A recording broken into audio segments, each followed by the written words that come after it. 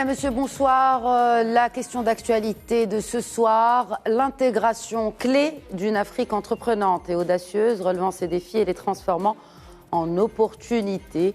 Pour reprendre quelques termes contenus dans le message de Sa Majesté le Roi Mohamed VI aux participants du Forum africain des investisseurs souverains tenu le 20 juin à Rabat. Au menu donc de cette émission, nous dresserons d'abord un état des lieux sur les défis induits par un contexte international en mutation.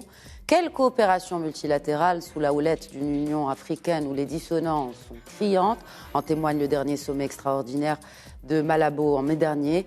Le rôle des États est primordial, mais celui des secteurs privés africains n'en est pas moins.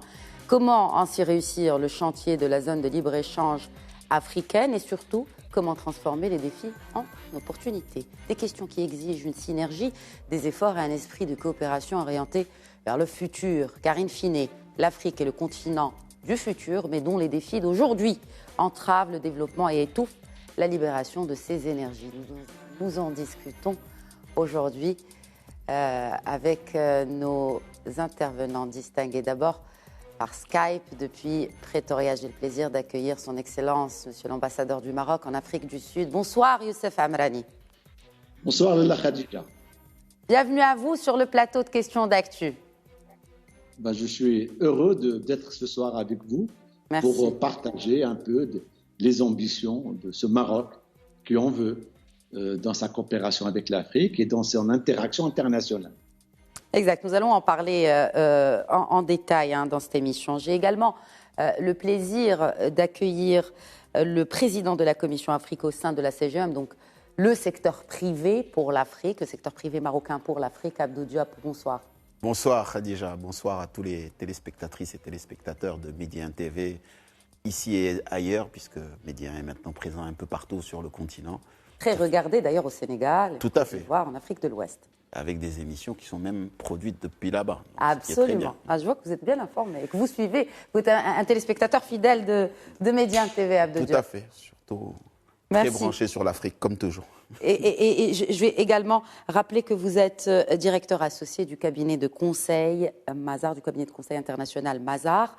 Nous allons parler du rôle des conseils aussi, du conseil pour les États dans cette thématique de intégration africaine. Tout d'abord, ma première question est pour vous, monsieur l'ambassadeur Amrani. Quand on parle d'intégration africaine, est-elle seulement économique? Elle est économique, elle est politique, elle est sécuritaire. Mais je crois qu'aujourd'hui, l'Afrique a besoin d'engager un débat de fond sur ses capacités d'intégration. Des capacités d'intégration qui sont souvent entravées par les contextes difficiles que nous connaissons, tous. Je pense évidemment à la guerre en Ukraine, mais aussi à la crise sanitaire du Covid, qui continue toujours à conditionner l'architecture même de la coopération africaine. Le nerf de la guerre, si tu me permets de m'exprimer ainsi, c'est d'établir des mécanismes d'intégration, aussi bien locale, régionale qu'à l'échelle continentale, qui puissent promouvoir l'intégration. Et là, je conviens avec toi, pas seulement économique, mais également politique, sécuritaire, humaine, culturelle et cultuelle, également scientifique. Et c'est là le cœur de l'action diplomatique du Royaume du Maroc au sein de l'Union africaine, au sein de cette région, de la CEDEAO, de l'Atlantique, mais également dans l'ensemble de nos relations partenariales avec nos pays frères et amis africains. Mais sans intégration politique, Youssef Amrani, sans intégration politique et surtout aussi compte tenu, vous avez évoqué le contexte actuel, il y a le contexte sécuritaire qui est de plus en plus tendu et qui aujourd'hui touche même des pays nouveaux. Je parle bien sûr de la menace terroriste et de l'extrémisme violent. Sans cette coopération et sans cette intégration politique et sécuritaire, comment alors envisager l'intégration économique ? Alors, Khadija, l'intégration, c'est l'avenir. Il est aujourd'hui difficile de concevoir un modèle d'émergence continentale réussi sans la dimension, les différentes dimensions intégration, si je peux m'exprimer ainsi. Parce qu'il y a beaucoup d'enjeux auxquels nous faisons face, nous, pays africains, qui ont un seul dénominateur commun. C'est l'exigence d'établir des espaces régionaux homogènes aux circulations fluides et maîtrisées où dominerait non seulement l'entente, l'amitié, la convergence, mais également le dialogue, la coopération, l'esprit de compromis et de bon voisinage. On ne peut pas aujourd'hui, et suivez mon regard, construire une intégration régionale réussie sans dialogue, avec des frontières fermées, sans coopération, sans esprit de compromis. En tout cas, et l'intégration régionale et même continentale, parce que c'est une étape, c'est un élément qui est important, c'est également une culture politique. Une culture politique avec ses propres exigences. Et si tu me permets, et si on prend aujourd'hui le modèle européen pour exemple, on comprend que c'est un processus qui demande du temps pour arriver à maturation. C'est un processus difficile, compliqué. Aujourd'hui, l'Europe est un des partenaires importants du Maroc. Eh bien, on le voit. L'intégration européenne, bien qu'elle soit une des plus modernes, des plus avancées, se heurte parfois à des difficultés politiques et autres. Je ne dis pas que l'Afrique devrait calquer le modèle européen, loin de là. C'est important de le soulever et de le rappeler. On va parler de l'Union africaine plus tard, si vous permettez, Excellence, Monsieur l'ambassadeur Amrani. Abdou Diop, il y a un point qui a été soulevé là, il y a quelques instants, sur cette notion de dialogue. Donc, on ne peut pas, bien sûr, avoir un dialogue sans que l'autre partie soit prête à entamer et à vraiment se mettre sur la table des discussions et pas des négociations. Hein. Mais quand on voit par exemple l'exemple de la CEDEAO et avec ce qui se passe au Mali, mais aussi dans d'autres pays, quel est selon vous déjà, est-ce qu'on peut déjà en ressentir les impacts économiques sur cette communauté régionale d'Afrique de l'Ouest ? Oui, merci en tout cas de m'interpeller sur le sujet. Je pense que je partage tout à fait le point de vue de son Excellence Amrani, parce qu'effectivement, aujourd'hui, et en prenant l'exemple de la CEDEAO, l'intégration régionale nécessite forcément une volonté politique et une acceptation des uns et des autres d'avoir cette communauté de destin, cette communauté d'engagement. Maintenant, oui, la CEDEAO aujourd'hui a montré des avancées très intéressantes, même si elle n'est pas aboutie, des avancées très intéressantes en termes politiques, hein, parce qu'on l'a dit, l'intégration est politique, sécuritaire aussi, parce que les forces de la CEDEAO interviennent sur beaucoup de conflits. Aujourd'hui, sur la problématique du Mali, on a vu qu'il y a des actions qui ont été prises par la CEDEAO, qu'elles soient acceptées ou non, discutables, mais en tout cas, il y a un consensus autour d'un cadre qui permet de prendre des décisions et qui, bien sûr, se développe sur le plan économique. Maintenant, la vraie problématique et la vraie question, et je pense que c'est le sujet qui, aujourd'hui, peut-être fait que, d'une part, l'humain est à un stade embryonnaire et qu'il y a des discussions avancées entre des pays comme le Maroc et la CEDEAO, c'est que, pour moi, l'intégration régionale ne doit pas être dictée par uniquement des questions institutionnelles ou des questions purement géographiques arbitraires. Il faut que l'intégration régionale ait une réalité d'intégration. Et aujourd'hui, typiquement, on a des communautés économiques régionales africaines qui ont été constituées à une certaine date et qui, aujourd'hui, compte tenu du contexte, n'ont plus la même réalité qu'elles avaient lorsqu'on les constituait au début des années 80. Typiquement, oui, quand on parle d'intégration régionale, aujourd'hui, quand on voit l'épine dorsale Maroc, Mauritanie et les pays de l'Afrique de l'Ouest, on est dans une dynamique très forte d'intégration. Parce qu'on parle d'intégration politique, on parle d'intégration culturelle. Aujourd'hui, il y a un courant d'échange extrêmement important entre ces pays. Et on parle aussi d'intégration économique. Donc on est en train de construire une intégration économique qui va au-delà des communautés économiques régionales. Et c'est de là toute la re-engineering. Donc finalement, pas besoin d'un cadre. Non, le cadre, doit venir compléter. Parce qu'effectivement, qui dit intégration dit aussi aspect politique, aspect circulation des populations. On doit gérer le cadre. Mais l'Europe s'est construite d'abord sur une union autour de l'acier. Oui, donc on a eu une volonté commune et progressivement on a construit le cadre. Donc aujourd'hui on a pris les choses de différentes manières.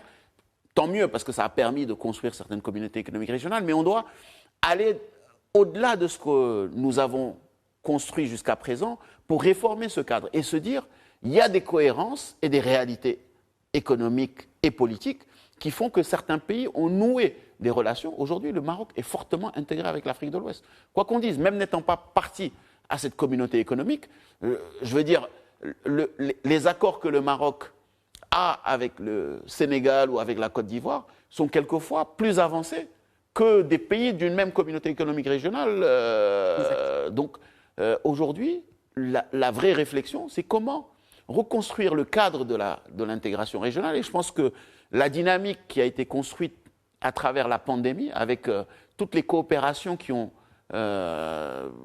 sont nées durant cette pandémie entre les pays, doit nous faire réfléchir dans cette reconfiguration de l'intégration régionale et notamment comment on construit tout ça en tenant compte des complémentarités des chaînes de valeur, en tenant compte des relations politiques, économiques, sociales, culturelles et en tenant compte aussi des volontés des peuples. Parce que ça aussi, souvent, on a construit des cadres sans tenir compte des volontés de l'humain. Et aujourd'hui, et son Excellence parlait de l'aspect culturel, oui, c'est extrêmement important. Et ce lien culturel est un ciment essentiel d'une intégration régionale réussie. Et je pense que là est toute la réflexion qui doit être menée au niveau régional et au niveau continental pour construire une véritable intégration régionale dans le continent. Avant de venir aux chiffres de cette intégration régionale et ce qu'elle représente, notamment économiquement, Monsieur l'ambassadeur Amrani, aujourd'hui on parle d'intégration régionale, mais cela se fait, j'ai envie de dire, sous une tutelle, celle de l'Union africaine. Or, et on le voit, il y a des divisions au sein de cette union, l'union des États africains, l'union de 54 États, qui, aujourd'hui, il y a certaines tensions qui prévalent sur les enjeux communs qu'évoquait Abdou Diop à l'instant. Peut-on déjà envisager une intégration africaine sans une réelle, véritable Union africaine efficiente et efficace dans la prise de décision et dans la mise en œuvre des décisions qui y sont prises oui. Alors, avant de répondre à votre question, je dois dire que je partage entièrement ce que vient de dire mon ami Diop. Alors, pour dire que l'intégration doit être avant tout voulue, avant d'être effective. Et tu en as parlé toi aussi, Khadija. Hier, lors d'une réunion organisée à Johannesburg en perspective de la TICAD, j'ai insisté sur ce point qui fait d'ailleurs aujourd'hui consensus en Afrique. Il y a aujourd'hui incontestablement une dynamique africaine qui pousse vers plus d'intégration. Mais encore, faut-il qu'au-delà de ces vœux, nous travaillons sur le terrain pour identifier et actionner les leviers politiques qui nous permettront d'avancer sur ce chemin. Ce n'est pas un exercice facile. Il faut que nous trouvions une approche appropriée qui nous permette de trouver des équilibres, parfois délicats, et je pense que je vais lancer cette réflexion à mon ami Diop, pour corriger les disparités de nos tissus économiques, de nos législations respectives. Et je voudrais parler essentiellement d'abord, parce que maintenant tout le monde, hier, je parlais de ces instruments que nous mettons en place, comme la zone du libre, la ZLECAf. Je crois que c'est là un instrument important, mais néanmoins, au lieu d'être une fin en soi, la création de cette zone de libre-échange continentale africaine doit marquer le début d'une action collective plus large et d'un modèle de développement et de co-développement plus solidaire, efficace et inclusif. Et je crois que avant de parler de la construction africaine, l'un des défis les plus urgents pour nous est que cet accord de libre-échange puisse contribuer à résoudre la question de l'emploi aujourd'hui en Afrique. En effet, et vous le savez, cette zone de libre-échange peut, si elle est bien maîtrisée, si elle est bien négociée, parce que nous avons un cadre général, mais elle peut nous offrir des opportunités d'emploi aux 12 millions de personnes qui entrent sur le marché du travail en Afrique tous les ans. Donc, nous avons un projet. Nous estimons au Maroc, en tout cas, que ce nouvel accord commercial peut générer des milliards de dollars en gains, surtout pour répondre aux aspirations de nos jeunes hommes et femmes en Afrique à créer de nouveaux emplois. Mais je pense, Monsieur l'ambassadeur, que finalement le défi de l'humain est un peu le fil conducteur ou le point en commun de tous les pays africains, parce que c'est un continent jeune et il faut trouver de l'emploi à tous ces jeunes, soit-il en Afrique du Nord, de l'Ouest, de l'Est, centrale, australe, bref, c'est le même défi pour tout le monde. Je partage entièrement avec toi, Khadija. L'objectif, c'est le développement humain, la prospérité de nos peuples. Et moi, en tout cas, je m'inquiète en tant que diplomate lorsque je vois que la procédure devient le focus de toutes les attentions. Il ne faut pas déconnecter nos démarches, et tu l'as si bien dit, de leur ancrage humain. Sinon, nous prenons le risque d'aller à contre-courant du sens de l'histoire.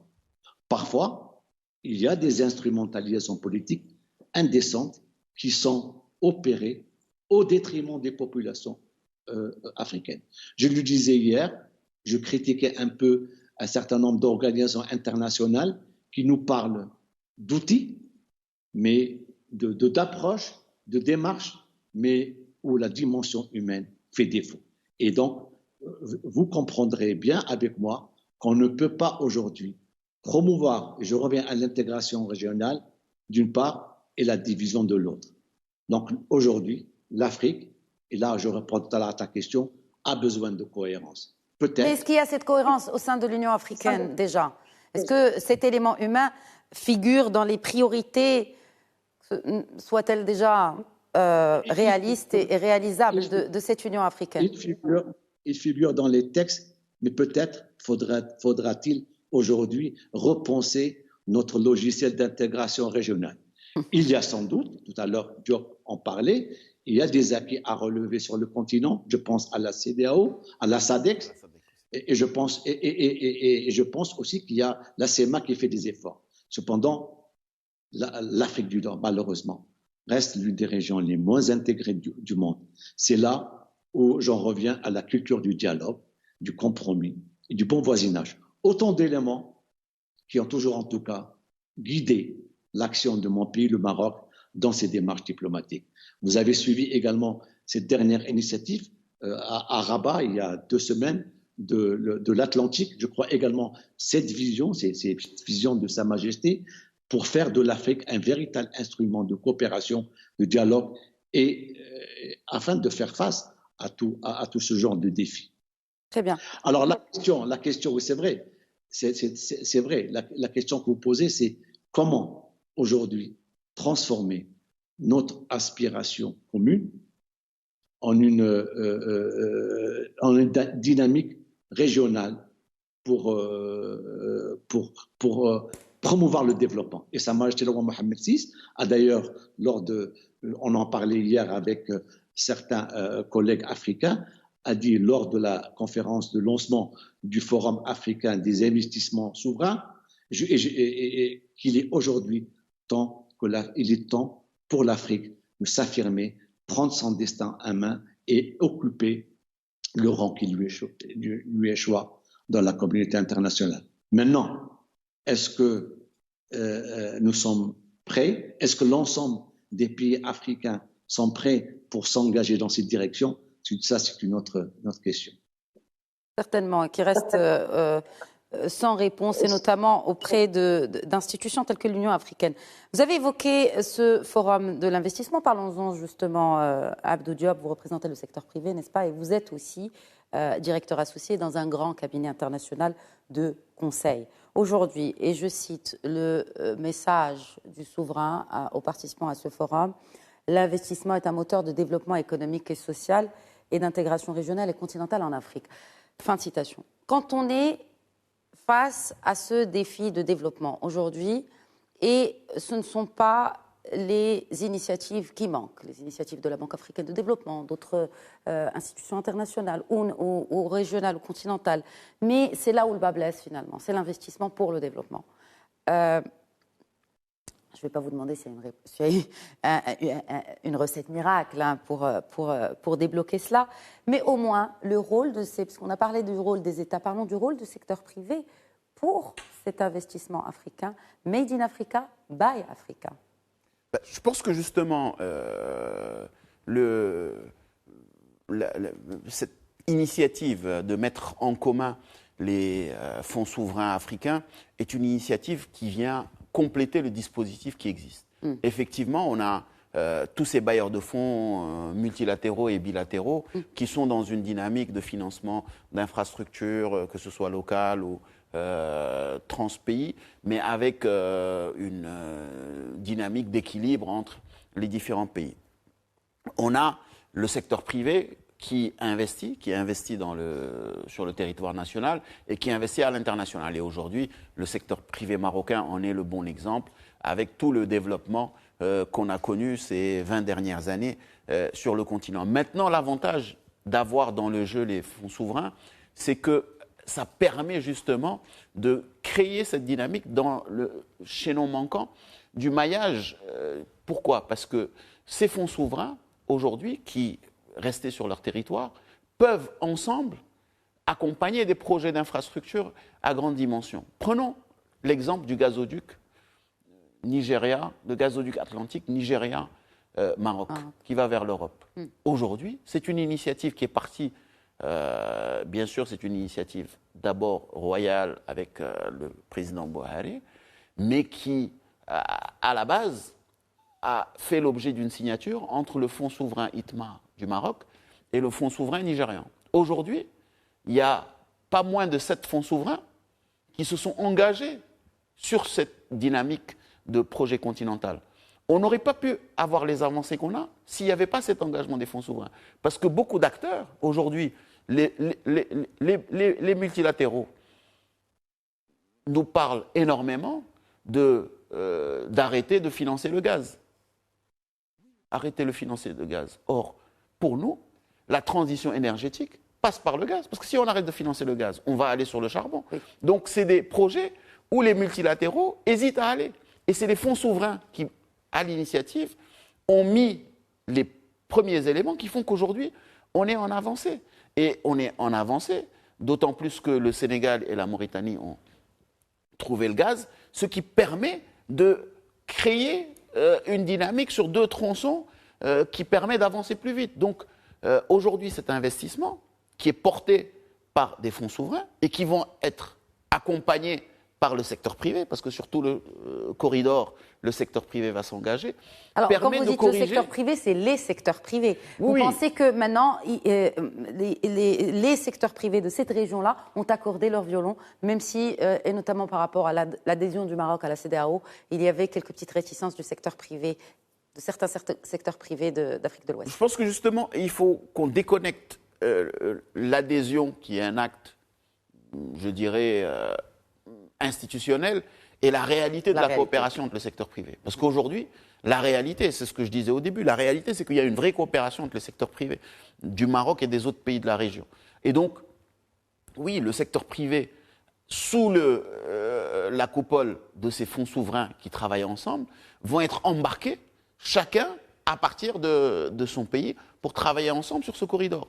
Et ce projet d'intégration régionale, on n'aurait jamais pu le réaliser s'il n'y avait pas cette implication des fonds souverains des différents pays et des secteurs privés. Donc ça vient apporter un chapeau. Et c'est là tout le sens du message de Sa Majesté qui dit qu'effectivement, on prend notre destin en main pour l'intégration régionale. Parce qu'effectivement...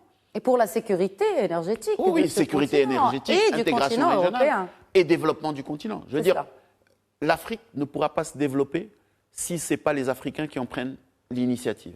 L'Afrique ne pourra pas se développer si on ne travaille pas sur du Made in Africa. L'Afrique ne pourra pas se développer si on ne le fait pas pour les Africains. Et ça me ramène au sujet que tu avais évoqué tout à l'heure, sur la prise en compte de l'élément humain. Je pense qu'effectivement, tu as parfaitement raison, l'élément humain est insuffisamment pris en compte. D'ailleurs, on l'a vu, on est en train de foncer sur la ZLECAf, ce qui est très bien, mais personne ne parle de l'accord de libre circulation des personnes. Que les gens traînent des pieds à signer. Comment on peut assurer une intégration régionale et continentale si on n'a pas une libre circulation des personnes? Et après, on va se plaindre que l'Europe se ferme aux Africains. Ben, ouvrons-nous entre nous, Africains d'abord. Et ça rejoint ce que disait son Excellence l'ambassadeur, une fermeture des frontières. Je trouve que fermer des frontières à un pays voisin africain, pour un autre pays africain, c'est marcher à l'encontre de l'histoire et à l'encontre du développement. Et c'est valable pour tous les pays. C'est peut-être aussi rester un peu prisonnier du passé et rester cantonné à des idées qui sont aujourd'hui révolues et obsolètes. En étant prisonnier du passé, on s'aborde notre développement futur. Et c'est clair, malheureusement, c'est les populations et les jeunes qui vont payer l'ardoise.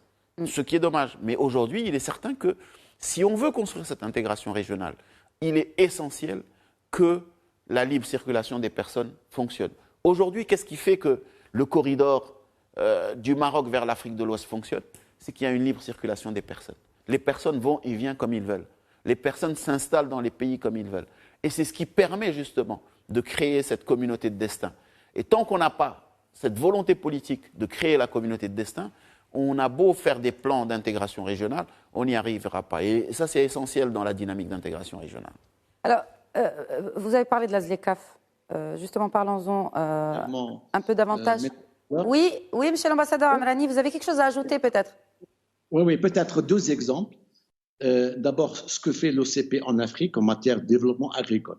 C'est très important. C'est-à-dire que les investissements aujourd'hui qui sont réalisés par le groupe OCP font du Maroc un réel acteur de la transformation agricole et du renforcement des chaînes de valeur régionales. Tu vois. Donc, cette approche d'approvisionnement d'engrais et phosphates peut toucher beaucoup de secteurs et peut apporter une valeur ajoutée au développement de l'Afrique. Deuxième également exemple, en plus du corridor qui va être mis en place grâce au corridor atlantique articulé avec le gazoduc, c'est l'accord entre le Maroc et le Nigeria visant le développement d'une plateforme d'engrais pour un investissement de 1,13 milliard de dollars. Donc voilà, tout cela, je voulais dire ces deux exemples, c'est l'expression de l'engagement du Maroc en faveur du développement agricole en Afrique. Voilà, c'est ce que je voulais dire à ce sujet, mais je crois, pour nous, pour le Maroc, et ça je dois le souligner, on a toujours cru, depuis Casablanca, depuis le sommet de Casablanca qui a lancé l'Union africaine, à un projet panafricain ambitieux, un projet africain large et structurant. On n'a jamais changé de cap.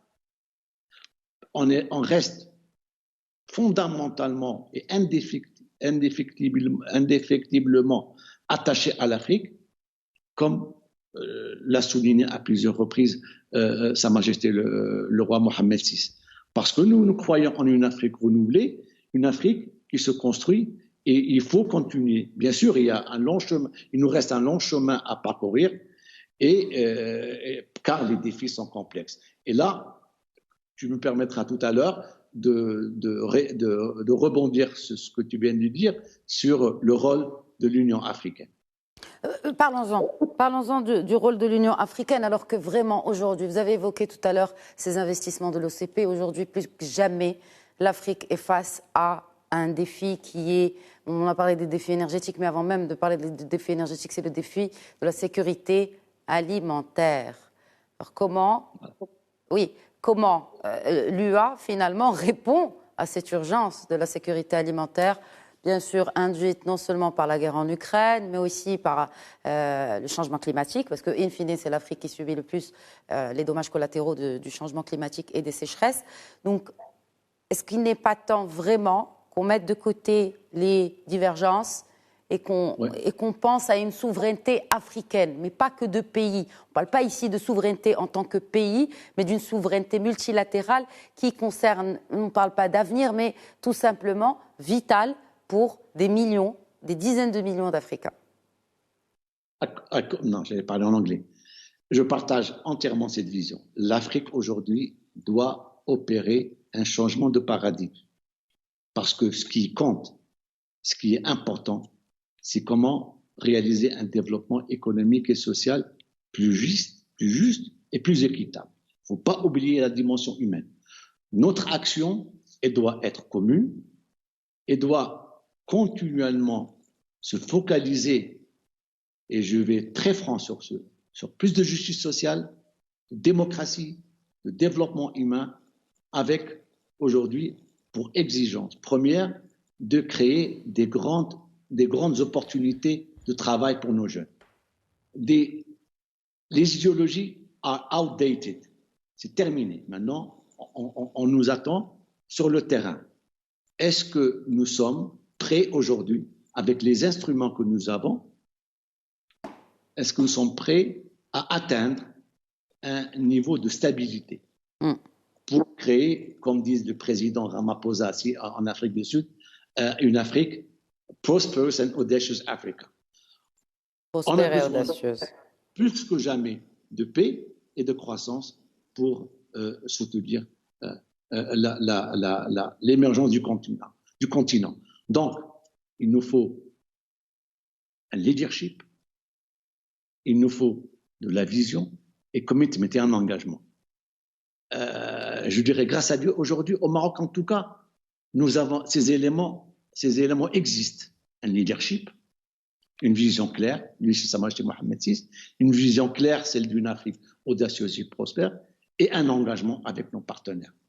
Maintenant, est-ce que ce triptyque vertueux existe ailleurs? En tout cas pas dans notre région. Mais on souhaiterait continuer à travailler ensemble avec nos partenaires. On le fait aujourd'hui très bien. En témoignent les échanges commerciaux du Maroc avec le reste du continent, mais aussi les investissements marocains en Afrique. Et vous allez en convenir, Abdou Diop. Pour revenir à la ZLECAf, on table vraiment sur des chiffres vraiment importants, plus de 81% d'augmentation des exportations intercontinentales et les exportations avec les pays non africains de 19% d'ici 2035. Donc c'est dans pas très longtemps. Quels sont les freins vraiment, selon vous, pour que... Vous avez parlé tout à l'heure de la libre circulation des personnes. Il y a aussi la difficile circulation des biens. Oui, clairement, aujourd'hui, la ZLECAf est un projet, en tout cas dans son drawing, sa conception est un projet super important et essentiel pour le développement du continent africain. Maintenant, il faut que tout le monde joue le jeu. Et quand je dis tout le monde joue le jeu, effectivement, on dit 81% des exportations intra-africaines, mais encore faut-il que, d'une part, on ait des produits à échanger, donc qu'on produise. C'est pas ce qui manque en Afrique, les produits. Quand vous voulez acheter un réfrigérateur ou quand vous voulez acheter un téléphone ou quand vous voulez acheter un véhicule ou quand vous voulez acheter, vous n'avez pas beaucoup de choix du Made in Africa. Aujourd'hui, on importe beaucoup de produits parce que l'industrie africaine est très peu développée.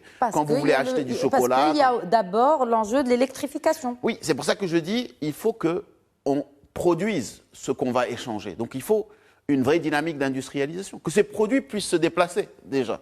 Qu'on ait des infrastructures de transport et logistique qui soient en mesure de nous permettre d'échanger des produits entre nous. Et qu'aussi, on ait une concertation et une volonté, donc qui ramène aussi à la vision, de ne pas vouloir que chaque pays ne cherche pas à être le producteur de tout, le hub de tout. Aujourd'hui, il faut très clairement que d'abord, les pays se mettent en marche de l'industrialisation. Mais quand je dis se mettre en marche de l'industrialisation, en tenant compte de la demande et des avantages compétitifs que ces pays peuvent avoir avec la demande. Et du financement, le nerf de la guerre. Le financement n'est pas un problème. Pourquoi ? Le financement, on le trouve. Aujourd'hui, un projet bancable, il trouve les financements. Les financements, aujourd'hui, vous avez tous les acteurs de l'investissement qui sont présents. Mais il faut des projets structurants. On ne peut pas tous être producteurs de vaccins. On ne peut pas tous être producteurs d'automobiles. Il faut qu'on puisse travailler sur de la complémentarité. Il faut qu'on puisse travailler sur de la complémentarité de chaînes de valeur et qu'on oriente sur la demande. Quand le Maroc a décidé de construire une industrie automobile, elle ne s'est pas dit « je sais faire de l'automobile ». Elle s'est dit « il y a un besoin, il y a une chaîne de valeur mondiale, je construis l'automobile ». Aujourd'hui, le Maroc a fait le job sur l'automobile. Il y a des pays africains qui peuvent s'arrimer sur cette chaîne de valeur automobile. Que ce soit le Ghana ou la Guinée sur la bauxite qui peuvent s'arrimer à travers l'alumine pour la carrosserie ou que ce soit le Ghana et la Côte d'Ivoire sur l'industrie pneumatique à partir de leur EVA. Il faut que les pays africains puissent justement travailler sur de la complémentarité. Ce qui se passe aujourd'hui, c'est que ces produits, par exemple, ces produits dans des pays africains, ce sont des ressources naturelles qui sont par la suite exportées vers d'autres régions pour être réimportées peut-être pour des industries qui sont sur le sol africain, nommément au Maroc ou peut-être même en Afrique du Sud. En Afrique du Sud. Aujourd'hui, effectivement, on exporte l'EVA en Chine pour que ça revienne en pneumatique au Maroc. Tout à fait. On exporte la mangue à Rungis pour que ça revienne dans les industries marocaines pour se transformer en jus. Donc il y a une vraie problématique de cohérence de politique industrielle des différents pays. Est-ce que vous pensez que cette cohérence est possible compte tenu de l'engagement de certains pays avec certains bailleurs de fonds ? Nommément des pays elle est prêteurs. Possible. Ne serait-ce que la Chine, par exemple. Le pays prêteur, aujourd'hui, écoutez, on peut dépasser ces pays prêteurs. Le secteur privé est prêt à investir. Il faut juste qu'on ait la vision politique, qu'on structure des plans de développement qui soient orientés sur la base de ces chaînes de valeur et de ces complémentarités de chaînes de valeur. Il faut qu'on se lance dans des projets d'intégration logistique où les investisseurs privés sont prêts à mettre de l'argent. Il faut juste qu'il y ait le cadre, la vision et la volonté politique d'ouvrir. Qui va driver cette volonté politique ? Qui va driver ? Il faut que les pays structurent leur plan de développement, que les pays se préparent à la zone de libre-échange continentale. Ce n'est pas le cas aujourd'hui. Il y a certains pays qui ont pris le devant. Déjà, il y a 35 pays sur 54 qui ont signé. Ce n'est pas grave. Si on fait avec 20 pays qui avancent, les autres prendront le train en marche. Très bien.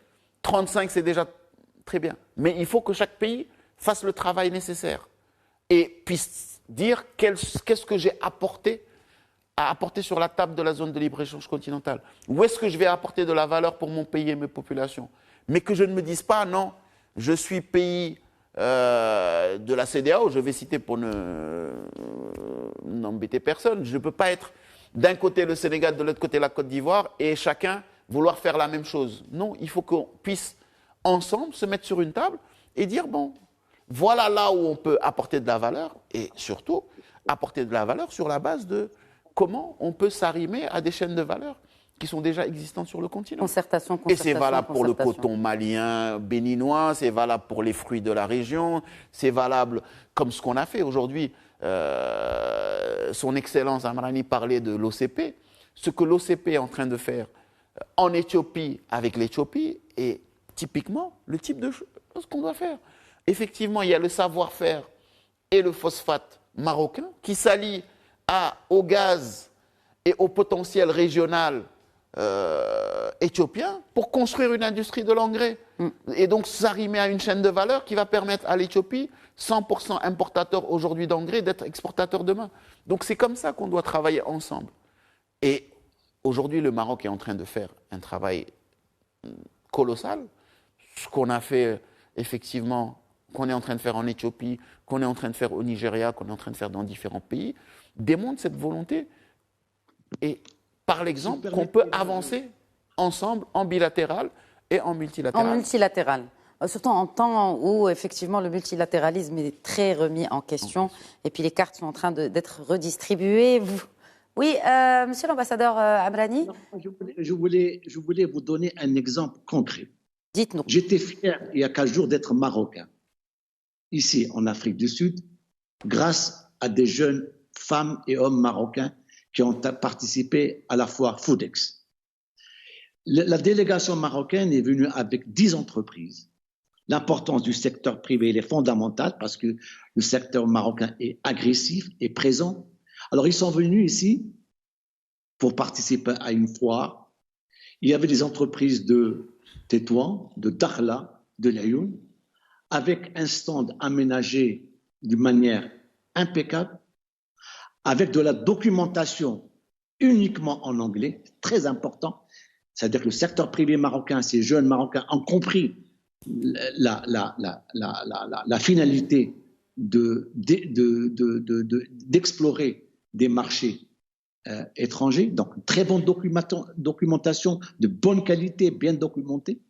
J'ai assisté à des B2B. Ils sont venus avec des échantillons, avec tout leur arsenal, et ils ont même signé des contrats. Donc voilà, une dizaine d'entreprises qui ont fait le déplacement à leurs propres frais. Bien sûr, ils ont été encadrés par le département d'approche et l'autre, je sais pas, Foodex, je crois, et ils ont signé même des contrats. Et là, je conforte l'analyse qui a été faite par mon ami Diop, c'est-à-dire le secteur privé marocain prend des risques, il exporte de nouveaux marchés, et ça c'est très important. Donc nous on est présents sur le marché africain par nos entreprises, par nos secteurs financiers, et donc je crois que vous pensez que ambassadeur Youssouf Amrani, vous pensez que le Maroc doit faire, ou le secteur privé devrait s'impliquer davantage sur des régions où l'investissement marocain reste quand même moins important que dans d'autres, notamment l'Afrique de l'Ouest. Et là, je parle en l'occurrence d'Afrique australe. Oui, l'Afrique australe, bien sûr, c'est un marché qui est lointain, c'est un marché qui est anglophone, c'est un marché qui a ses propres règles de fonctionnement, mais j'étais surpris, agréablement surpris, que les Marocains ont compris les modes opératoires de ce continent. Il y a des opportunités, ils sont présents, ils ont signé des contrats sur la sardine, sur l'anchois, sur des produits, et surtout un emballage nouveau, agréable, qui se vend. Parce que l'Afrique du Sud, comme vous le connaissez, c'est un pays presque occidental en termes de consommation, et donc ces produits ont pu quand même intégrer ce marché africain. Très bien. Je vais vous poser la même question, Abdou Diop, puisque vous représentez le secteur privé. Et on a souvent reproché, entre guillemets, au secteur privé de ne pas être là pour les petites et moyennes entreprises. Que le fait d'investir en Afrique, notamment pour des pays aussi lointains que ceux de l'Afrique australe, qu'il n'y avait pas assez d'accompagnement. Parlez-nous de la feuille de route. Parlez-nous de ce que vous avez prévu pour ces entreprises, pour qu'elles soient beaucoup plus...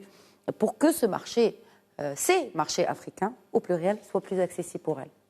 Je pense que, typiquement, l'exemple que Son Excellence vient de citer est un bel exemple. Je veux dire, la délégation qui est partie en Afrique du Sud pour ce salon était faite essentiellement d'entreprises de taille moyenne. Donc aujourd'hui, il y a de plus en plus, et même quand on regarde, nos entreprises qui s'installent, taille moyenne, c'est pour dire, mais nos entreprises qui s'installent aujourd'hui dans des pays comme l'Afrique du Sud, ou ailleurs, on a HPS qui est une PME qui grandit, mais qui s'est installée aujourd'hui en Afrique du Sud. Donc, il y a une dynamique qui est créée, qui fait que, depuis un certain temps, effectivement, il fallait d'abord déblayer le terrain, parce que, ne l'oublions pas, pour que nos entreprises soient plus en confiance, il fallait que les banques, le secteur financier soient d'abord présents pour baliser le terrain. Mais depuis, aujourd'hui, on a de belles histoires de PME marocaines qui se développent à l'international.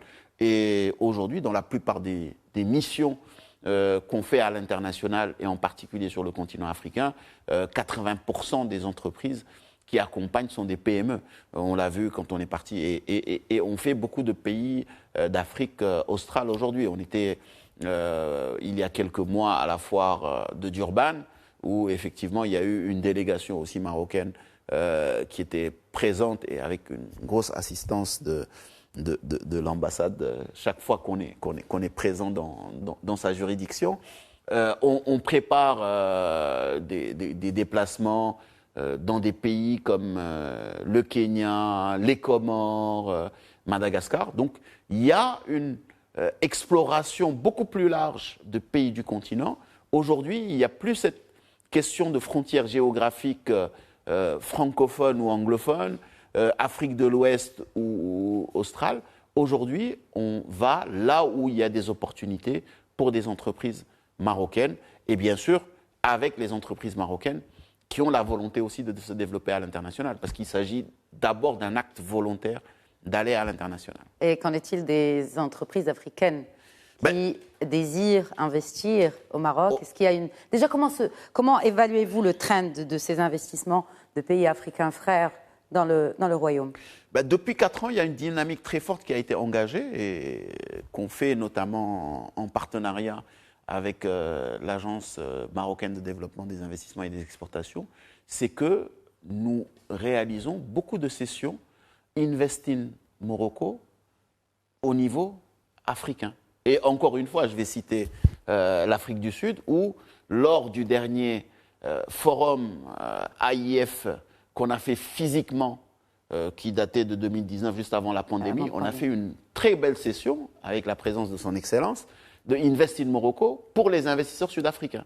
C'est-à-dire que régulièrement, aujourd'hui... Il y a un suivi après pour voir les résultats. Il y a un suivi, il y a 3 ou 4 missions qu'on fait chaque année avec l'Agence marocaine de développement des investissements où on organise des Invest in Morocco pour des investisseurs d'Afrique en général, subsaharienne en particulier. Le dernier date d'il y a une semaine, puisque la semaine dernière, on l'a fait à Abidjan avec la présence du ministre du Commerce et de l'Industrie pour des investisseurs panafricains lors de l'Africa CEO Forum. Et ça s'accompagne par la suite de missions, d'incoming mission, où il y a des investisseurs de ces pays qui viennent rencontrer des acteurs publics et privés marocains. Et là, par exemple, sur Abidjan, il y a 3 acteurs d'Afrique subsaharienne qui ont prévu de venir dans les jours à venir parce qu'ils ont justement la volonté de venir investir au Maroc. Et on voit le trend. Hein. Ça a commencé par les Sud-Africains, notamment les acquisitions de Saham, de certains investissements aussi de Tana, du fonds Tana dans l'éducation, de Investec dans le transport et de la logistique, le malgache Akbar Ali sur des sujets de télécommunications. Donc il y a de plus en plus d'investisseurs d'Afrique subsaharienne qui sont en train progressivement d'investir au Maroc parce que c'est comme ça que la coopération du Maroc avec les autres pays africains va être durable. Il faut que justement progressivement on ait des cross-investments dans les deux sens et surtout des partenariats croisés, ce qui est extrêmement important pour la durabilité. Oui, pour la durabilité, pour qu'on puisse terminer aussi, vous avez, pour terminer sur cette lancée orientée vers l'avenir, Monsieur l'ambassadeur Youssef Amrani, quelle est la next step? En fait, pas la next step, mais en tout cas, pour clore cette discussion, on a parlé de tous les volets, les prérequis et peut-être même, j'ai envie de dire, les éléments déclencheurs d'une intégration africaine et qui peuvent être aujourd'hui adoptés compte tenu du contexte aussi, rappelons-le, international délicat est en mouvement. Eh bien, tout à l'heure, je ne sais pas si c'est toi ou Diop qui lui disait, parler de volontarisme politique. Eh bien, je crois que, bon, c'est une déformation professionnelle, je suis un diplomate. Je crois qu'il faut plus de volontarisme politique. Un volontarisme qui devrait reposer sur les valeurs fondamentales qui ont toujours prévalu en terrain africain. Le dialogue, le partage, la transparence, le respect. Donc, et c'est là, je voudrais peut-être revenir à l'Union africaine. C'est là qu'aujourd'hui, nul ne peut imaginer un seul instant que notre organisation puisse éclore ou évoluer en dehors de ces valeurs.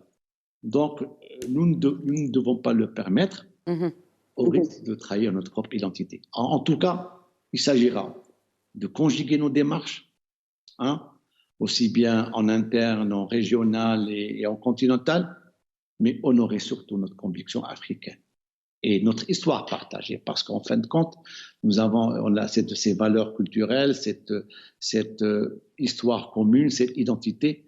Il faut aujourd'hui conjuguer nos démarches et honorer notre conviction. C'est là un peu, c'est le rôle et c'est la vision de Sa Majesté le roi Mohammed VI en Afrique. C'est une conviction profonde, c'est une démarche vertueuse et c'est un choix de cœur et de raison, pour reprendre les termes du souverain. Merci de m'avoir... Merci à vous, ambassadeur Youssouf Hamrani, ambassadeur du Maroc en Afrique du Sud. Un dernier mot avant de nous quitter, Abdou Diop. Oui, je pense qu'aujourd'hui, il y a deux éléments qui ont complètement changé la donne. C'est d'une part la pandémie et d'autre part la zone de libre-échange continentale. Les pays et les gouvernants ont pris conscience qu'aujourd'hui, on ne peut pas continuer à faire de l'approximation. Si on veut avancer, il faut qu'on coopère entre pays africains et il faut qu'on prenne nos destins en main. Et je pense qu'on l'a vu, beaucoup de pays ont revu leurs plans nationaux de développement en remettant sur le terrain la priorité, sécurité alimentaire, industrialisation pour le bien des populations. Et ça, je pense que la pandémie qui a permis de voir que finalement on ne pouvait se tourner que vers son voisin africain et pas ailleurs, et la zone de libre-échange continentale qui est l'épée de Damoclès sur la tête de toutes les économies, sont des faits complètement transformateurs de la vision et qui vont changer les réactions des différents pays. Et je pense que l'Afrique post-Covid et post-ZLECAf ne sera plus la même qu'avant et qu'aujourd'hui les pays qui en prennent conscience vont prendre le train en marche. Ceux qui n'en ont pas pris conscience, malheureusement, vont être ceux qui vont subir les effets de toute cette vague qui arrive. Mais qui vivent un peu dans le passé où, comme l'a rappelé à juste titre M. l'ambassadeur Hamrani, aujourd'hui il y a des défis, et notamment sociaux et socio-économiques, qui dépassent de loin les idéologies d'un autre temps. Merci Abdou Diop. Merci beaucoup. Un plaisir de vous avoir accueillis dans ce plateau. Merci à vous de votre fidélité.